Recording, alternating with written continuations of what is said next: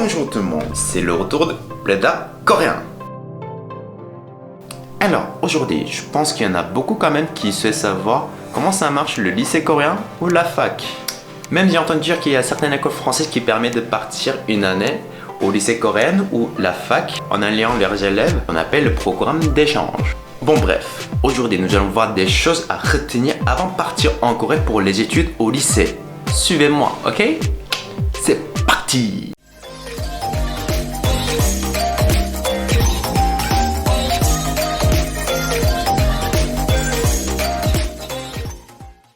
Bon, avant de commencer, je pense qu'il vaut mieux que je vous explique le bac coréen, ce que c'est. En gros, la perception des gens sur ce fameux baccalauréat coréen, si vous le ratez, vous allez aux facs moins réputées, vous allez avoir moins de possibilités d'intégrer des grandes entreprises comme Samsung, LG, Hyundai, Kia, etc. et d'avoir un métier haut placé comme juge, médecin, avocat, procureur, etc. Du coup, pour les lycéens coréens, c'est le jour J où ils doivent tout donner. C'est pour cela que le jour du bac, il est impérativement interdit de gêner leur passage pour aller au bac. Les transports sont dédiés aux écoliers. Il y en a même certains qui sont interdits. Par exemple, les avions ne décollent pas ce jour-là. Alors, est-ce que vous avez compris l'importance du bac pour les lycéens coréens? Ok, maintenant on va voir des choses assez étranges pour les Français sur les réglementations au lycée. Et les gars, on n'a pas de temps. Pour faire quoi? Pour partir en vacances, pour chiller, pour sortir une soirée, pour faire la fête? Ah bah non, on n'a pas de temps. Pour les lycéens coréens, ils doivent suivre un programme super étroit en termes de temps. Je pense que cela n'a pas changé beaucoup en comparant l'époque moi où j'y étais. Alors, on va regarder rapidement la journée en tant que lycéen coréen.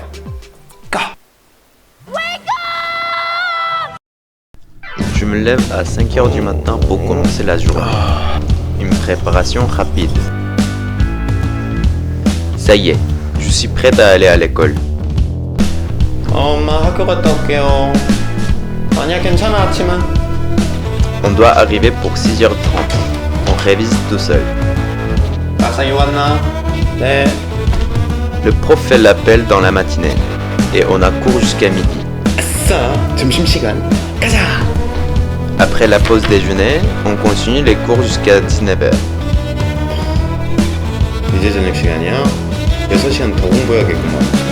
On révise jusqu'à 22h au lycée.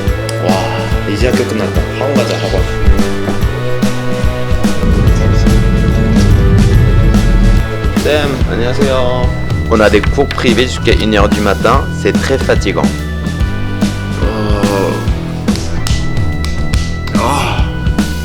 Allez. Il faisait 1h du matin, wesh. Je vais rentrer là, je suis crevé. 엄마 왔어요. 나 이제 씻고 잘게. 피곤해서 못 있겠다. Eh ben, ça a commencé le lendemain. Pendant 3 ans, du lundi au samedi. Ah oui, samedi on va à l'école hein. Bah il est où les 5 jours sur 7? Alors, c'est ça que vous attendiez ou pas? En gros, je vous ai illustré ce que j'ai vécu pendant mes 3 ans au lycée coréen. Et sachez que je me suis même rasé la tête et que je suis sorti en ville genre 5 fois pendant 3 ans. Ah oui, j'étais super déterminé. Et si on me demande de le faire maintenant? Ah bah, jamais de la vie. C'est parce que je sais qu'il y a des choses plus importantes que d'avoir une bonne note et d'avoir un bon travail dans la vie, n'est-ce pas? Avant, en Corée, on n'avait pas de uniforme. Genre avant l'envahissement japonais. Mais depuis les Japonais ont voulu contrôler la Corée, ils ont repris les réglementations japonaises chez nous, dont la création de l'uniforme. Du coup, les uniformes, c'est quoi l'avantage? C'est qu'on ne voit pas la différence d'apparence de classe sociale. Mais l'uniforme, ça coûte quand même cher. À peu près 270 € pour la veste, le chemise et le pantalon. Vous allez acheter juste un des chèques? Non, il faut les laver, n'est-ce pas? Donc, il vous faut 2 paires des chèques et c'est pas fini. Il y a 12 saisons, c'est-à-dire l'uniforme d'été et d'hiver. Alors, on fait une petite calcul. Donc, 270 € fois 2 et fois 12 saisons. À peu près 1080 €. En plus, les jeunes, ils vont se différencier des autres.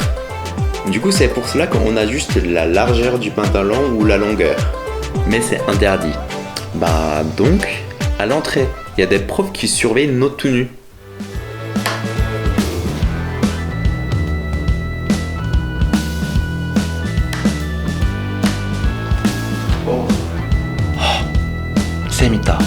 나 걸리면 안 되는데. 야, 너 거기 일로 와. 네? 저요? 너 일로 와. 바지가 이게 뭐야? 이렇게 짧아서 무슨 레깅스인 줄 알아 이게? 응? 바지 줄이면 어떻게 되는지 알지? 까딱할. 안 되는데, 안 되는데.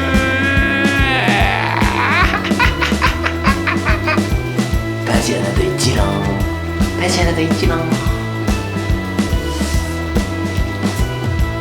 아씨, 쌤이 나 안 봤으면 좋겠는데. 나 걸리면 어떡해?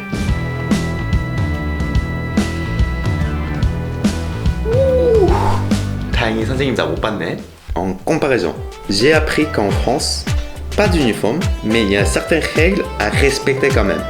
Oui, genre pas de short trop court, pas de décolleté, pas trop maquillé. Oui, c'est surtout pour les filles quoi. La punition. En France, la punition n'est pas interdite. Il y a des heures de colle, des devoirs à rendre, ou des exclusions temporaires ou définitives, mais pas la punition genre hardcore.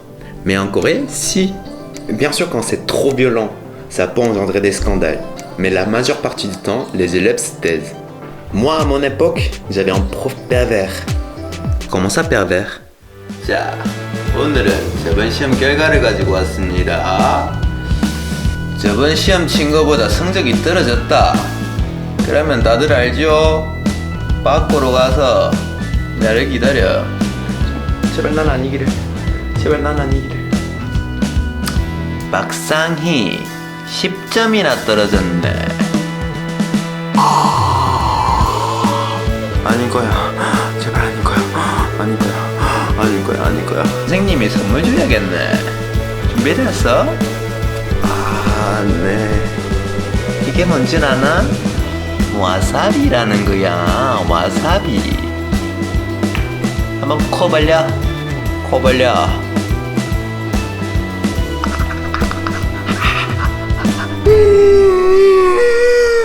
Vous avez compris pourquoi je l'appelle pervers? Comment ça, du wasabi dans le nez? Et il frotte pour augmenter la brûlure, quoi. Et c'est un pervers, on est bien d'accord. Tout ce que j'ai raconté sont des faits réels que j'ai vécu pendant mes années de lycée. Bien sûr qu'il peut y avoir du changement depuis que j'ai quitté le lycée. Mais la majorité des lycées fonctionnent toujours de cette manière-là et ça risque de ne pas changer trop. On a regardé ensemble les choses les plus étranges pour les Français. Il vaut mieux de le savoir avant de partir en Corée. Sachez que j'ai beaucoup de choses à critiquer sur le système d'éducation coréen. Mais je vais vous expliquer la prochaine fois.